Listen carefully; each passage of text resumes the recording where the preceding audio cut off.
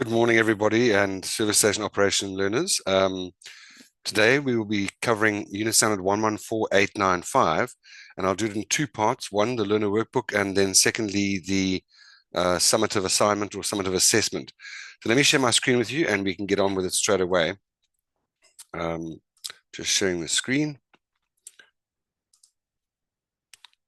Okay, right, there we have it there. Let us just close that down. All right, so here we are on the National Certificate Service Station Operations, and the unit standard number is 114895. Define the core concepts of the wholesale and retail environment. And this here is the learner workbook, which I've opened up so you can see these. And I'm operating with the learner guide. So just to give you an indication of how to complete the learner workbook, let's go through what it's asking us for. All right. So here we go. There's 119 marks for this. You need to achieve a minimum of 80% for this in order to be recommended to go to the summative assignment. And yeah, so it asks us here on this learner workbook here to please define and explain the subsectors and the categories within the wholesale and retail industry. If you have a look on the learner guide, let's go there, find subsectors. Okay, there they are there. So, let's just lost that there, subsectors. So there are the subsectors there. You would need to just put this information inside here. There's 40 marks, department stores, add this information as well. Okay, discount stores, supermarkets, wholesale stores, variety stores. So these all need to be completed inside this learner workbook here in your own handwriting. Okay, all of these stalls here. Okay, so that's the first question. The second question that comes at us is, identify and describe the types of stakeholders. So let's go here. Stakerh, stake.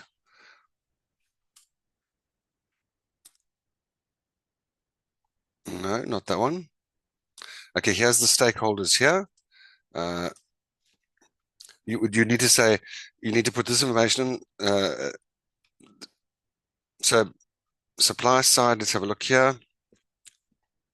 This is the information here. The investors, okay. The retail investor is also a beneficial investor. So the stakeholders may be investors, shareholders, and that's what really we require here. Investors and shareholders are inside this section here. On this third question here, customer shopping habits or patterns. Okay, let's just have a look over here. Let's have a look for patterns. Okay, all right. Basically, shopping patterns are really, let's just go there. Let's go to target market, FTARGET, target market.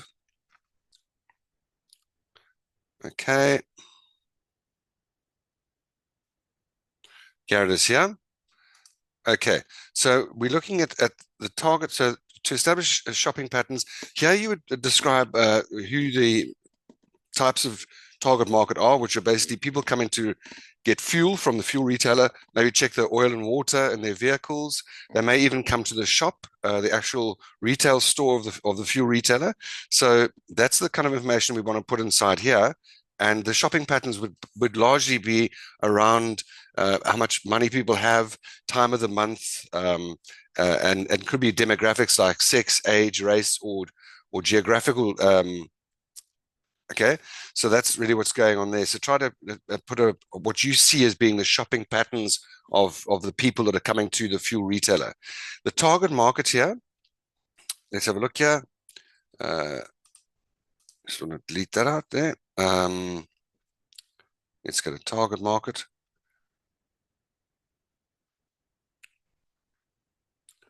Let's go here. FTARGET.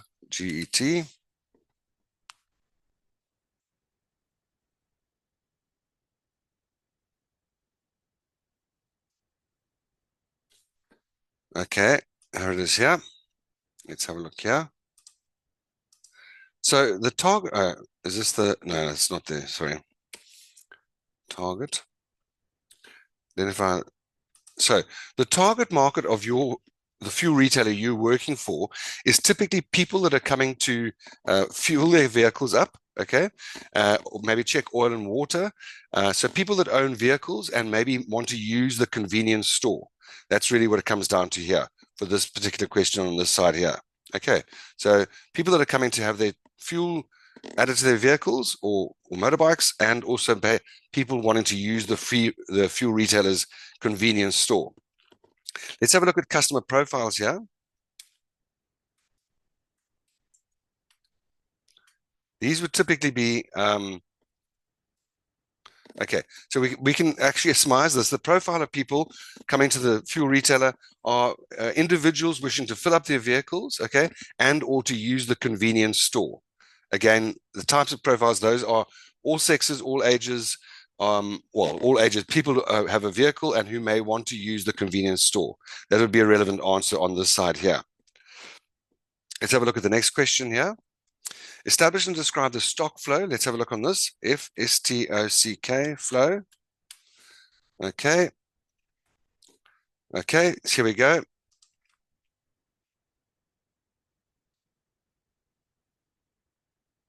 Okay, we're on to this one here.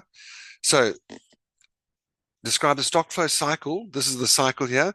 Here is the information here. The availability of cash flow is one of them. Availability of logistical transport, getting goods to the fuel retailer.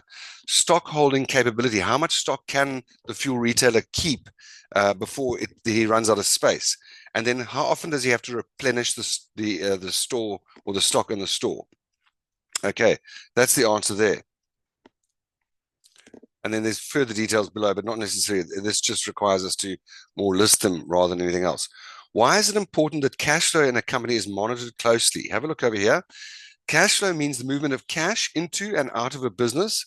While this sounds simple enough, it is the prime importance of a business, as it will live or die on its cash flow. In other words, if the business does not have cash flow, it's unable to purchase goods for resale, whether it be fuel or goods for the store.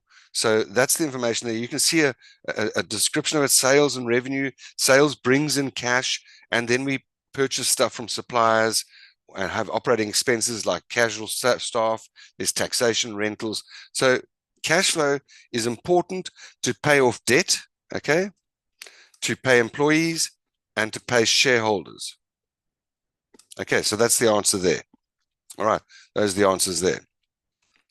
Having a look further, why is the legislation important to the wholesale and retail industry? Let's have a look here. Legislation. Okay, let's go there. Okay, I'd like you to list the forms of. Let's just go again. Now there it is. There they are. I'd like you to list these. This is important because it's for the safety and health and well-being of employees and stakeholders, such as the shareholders. I'd like you to list these as being the legislation that a fuel retailer has to comply with. Okay, can you list these inside here? Okay, so that'll form up this question here. And so really the answer to this question is that it ensures that the safety and well-being of the stakeholders, being employees and shareholders, are looked after by the law or legislation, such as the Employment Equity Act, Basic Conditions of Employment Act, etc. And you can list a couple of these here to gain marks there. Finally, or not finally, but identify and describe at least 20 retail terms. Okay, let's just go here. Retail terms. Okay. No, not there. Let's go retail. Let's try and search for something else. 20, TWENTY. Let's see if that'll bring it to us.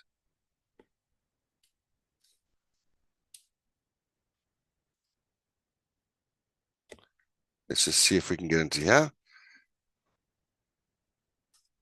Okay, I had these earlier, just trying to find them now. F terms, let's try that. Okay, here they are, here you are. I'd like you to just list 20 of these, and here they are here. You don't really need to put their meaning. And they just say, put 20 of these: anchor store, atmosphere, capital, cash discount, cash flow, category killer, chain store. List these 20 inside here, please, for this particular question here. And with that done, you will have completed the learner workbook, which will need to be handed into Rion when he comes to collect based on your rollout plan that he has got for you. Any questions, please send them through to Rion on the WhatsApp group, and he will be able to assist you further with that. Thank you very much for your time, and we will come back now with the summative assignment or assessment and how to go through that. Good luck to you.